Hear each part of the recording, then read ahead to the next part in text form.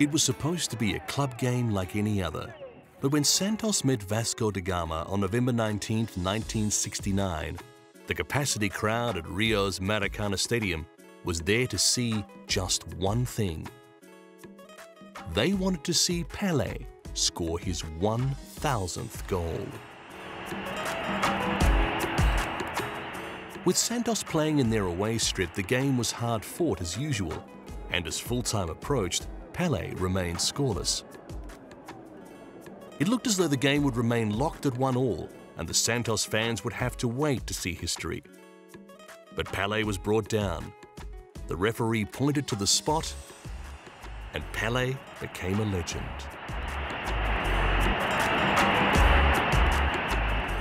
Brazil loved the man who had resisted the lure of big money to stay at home and play for his beloved Santos. He'd been at the club since he was 17. In 1958, he was part of the Brazilian national team that brought home the World Cup, and again in 1962, and again in 1970.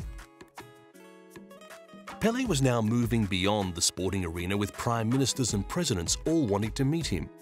Brazilian President Jânio Quadros had already declared Pele a national treasure. When the Queen of England visited Rio, she watched Pele play in a friendly and presented him with a trophy.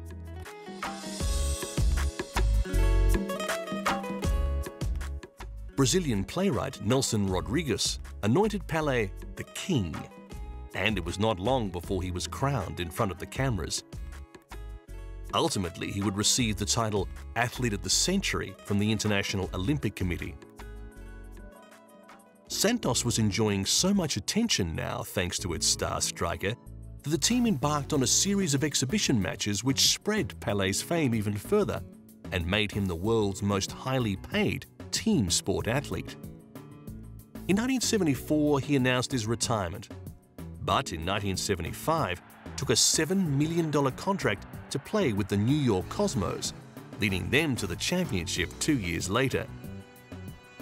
Now European teams were keen to play Cosmos, and Pele did a huge amount to lift the profile of soccer in the United States.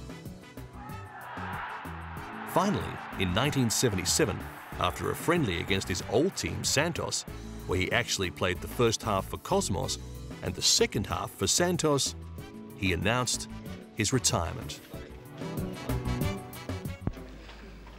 I feel very, very, very sorry because I love soccer. And it's like a part of my life I lost. But it's very important when you stop in good shape, when you can't stop in good shape. Of course, I'm gonna miss a lot. I'm gonna be around, I'm gonna stay in a nice state. I asked to the coach if I can practice with the teammates sometimes. But it's important you stop when you are in a good position.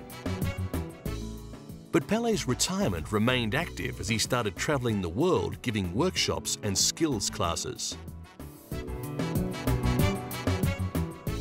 And wherever he went, crowds would still turn out for a glimpse of the king. And presidents still wanted to meet the legend, whose reputation was not diminishing. President Bill Clinton was even keen to display his foot skills.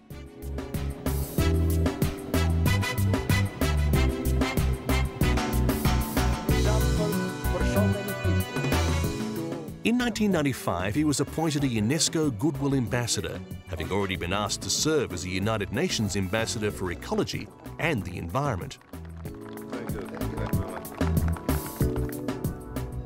The reason Pele remains prominent is not just because of past glory. He continues to work with young people around the world, not just teaching them skills, but respect for their opponent. He also speaks out for the improvement of conditions for the poor.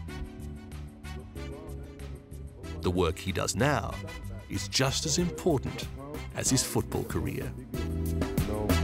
Grow in the soccer, in the football, then I was there in Africa and South America. This I love to do.